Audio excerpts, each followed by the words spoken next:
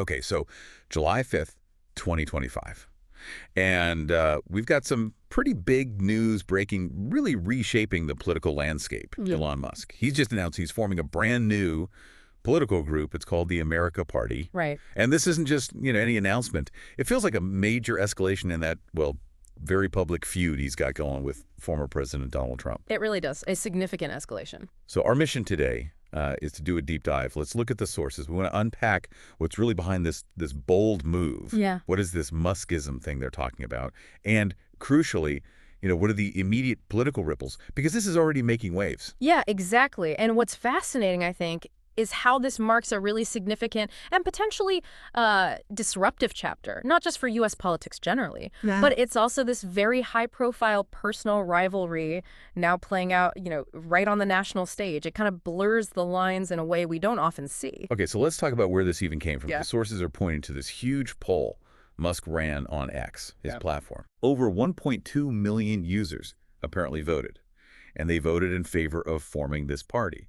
It looks like a direct response to Trump's recent bill, that $1 big, beautiful bill. Right, the big tax and spending package. Yeah, the one Musk himself called insane and disgusting. Yeah. So, how significant is a poll like that in, real-world political terms, especially when it seems so tied up with this personal fight with Trump? That's a really key question. Look, online polls, they aren't exact predictors of, actual election success. We know that. Sure. But the sheer volume here, 1.2 million, and Musk directly criticizing Trump's policy like that, it does show a real mobilization of feeling among, well, at least a segment of his followers. And if you connect that to the bigger picture, Trump's reaction hasn't exactly been quiet, has it? No, definitely not. He's threatening to pull federal support from Musk's companies, Tesla, SpaceX.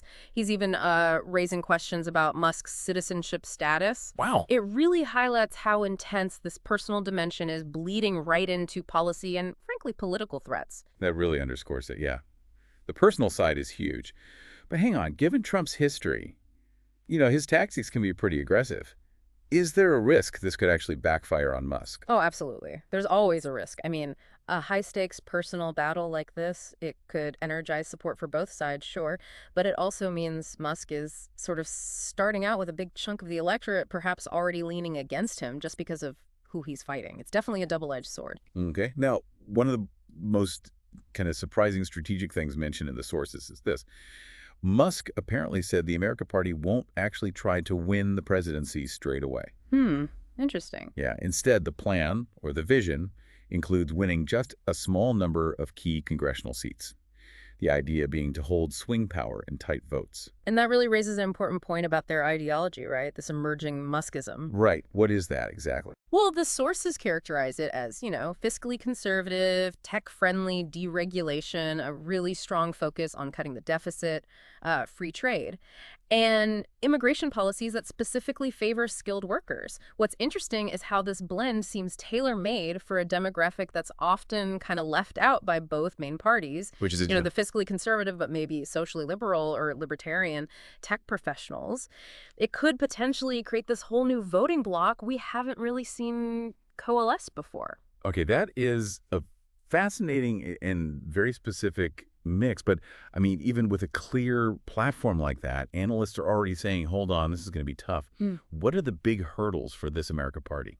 Precisely. Yeah, despite Musk's, huge influence and deep pockets, political analysts are right to point out the major obstacles. You're talking about, for starters, just difficult ballot access laws. Getting the party and the candidates actually listed on the ballot in all 50 states, that's a nightmare. And then there's just the history, right? The historical weakness of third-party movements in the U.S. It kind of reminds you of past attempts like Ross Perot back in '92. Right, I remember that. Yeah, he had strong initial support, but ultimately the entrenched two-party system is just incredibly hard to break. So, okay, wrapping this up, what does this all mean for you, the listener, the average person watching this? Well, it means a major public figure, someone with huge resources and a direct line to millions, is jumping into politics very, very directly. This isn't just commentary from the sidelines anymore, it's action. Yeah, and maybe this raises a bigger question for you to chew on, especially as we look ahead to, say, the 2026 midterms. What are the wider implications here? A tech titan launching a third party with these really specific goals, especially when we know how tough it is for third parties historically in the U.S. How might this actually play out beyond just the Musk-Trump rivalry we've talked about? Could it reshape alliances, legislative fights in Washington? It's definitely a dynamic situation, something to keep a close eye on.